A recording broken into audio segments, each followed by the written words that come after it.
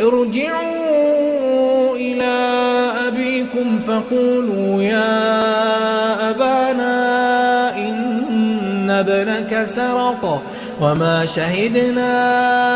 إلا بما علمنا وما كنا للغيب حافظين واسأل القرية التي كنا فيها والعير التي أقبلنا فيها وإنا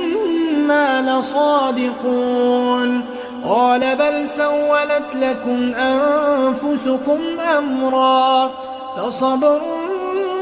جميل عسى الله أن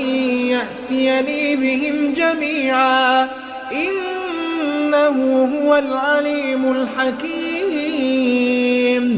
وتولى عنهم وقال يا أسفا على يوسف وابيضت عيناه من الحزن فهو كظيم قالوا تالله تفتأ تذكر يوسف حتى تكون حرضا أو تكون من الهالكين قال إنما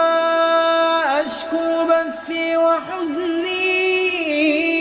إلى الله قال إنما أشكو بثي وحزني إلى الله وأعلم من الله ما لا تعلمون